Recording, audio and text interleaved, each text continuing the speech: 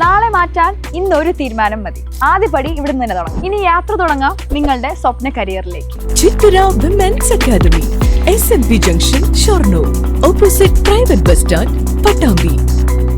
ഒറ്റപ്പാലം നഗരസഭയുടെ മലിനജല സംസ്കരണശാലയുടെ നിർമ്മാണ പ്രവർത്തനങ്ങൾ പുരോഗമിക്കുന്നു. ഒറ്റപ്പാലം നഗരസഭയുടെ മലിനജല സംസ്കരണശാലയുടെ നിർമ്മാണ പ്രവർത്തനങ്ങൾ പുരോഗമിക്കുന്നു. ഒറ്റപ്പാലം നഗരഭാഗങ്ങളിലെ സെപ്റ്റിക് മാലിന്യങ്ങൾ ഉൾപ്പെടെ സംസ്കരിക്കാനുള്ള പ്ലാന്റാണ് നിർമ്മിക്കുന്നത്.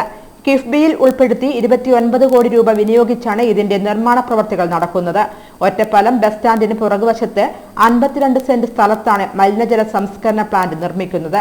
പ്ലാന്റിന്റെ നിർമ്മാണ ശേഷം ചെർപ്പളശ്ശേരി റോഡ്, കിഴക്കേത്തോട് പരിസരം, കണ്ണിയമ്പുറം റെയിൽവേ സ്റ്റേഷൻ പരിസരം എന്നിവിടങ്ങളിലായി പമ്പിംഗ് സ്റ്റേഷൻ നിർമ്മിക്കുകയും റോഡിന് നടുവിലൂടെ പൈപ്പ് ലൈൻ സ്ഥാപിച്ച് 2 വശങ്ങളിലും മാൻഹോളുകൾ നിർമ്മിച്ച് ഇതിലേക്ക് പൈപ്പുകൾ കണക്ട് ചെയ്താണ് മലിനജലം ശേഖരിക്കുക.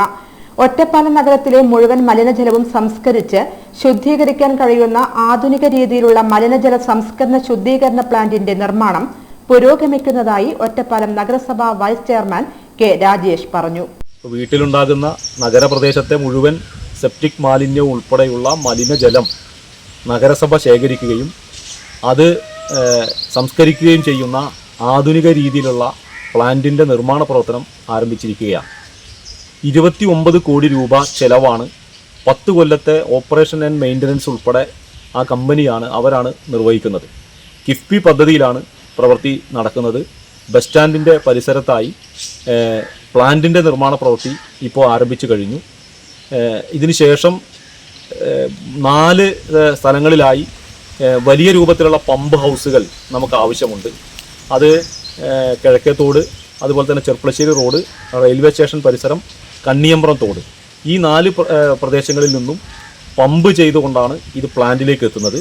അതോടൊപ്പം തന്നെ റോഡിൻ്റെ നടുവിലൂടെ വലിയ പൈപ്പ് ലൈൻ സ്ഥാപിച്ച് 2 വശങ്ങളിലും മാൻഹോളുകൾ സ്ഥാപിച്ച് ആ മാൻഹോളുകളിലേക്കാണ് ഈ സീവേജ് കണക്ട് ചെയ്യപ്പെടുന്നത്, പൈപ്പ് കണക്ട് ചെയ്യപ്പെടുന്നത്. അങ്ങനെ നഗരപ്രദേശത്ത് മുഴുവൻ മലിനജലം സംസ്കരിക്കാൻ കഴിയുന്ന ഒരു ആധുനിക പ്ലാന്റിൻ്റെ പ്രവൃത്തി ഇപ്പോൾ പുരോഗമിച്ചു വരികയാണ്.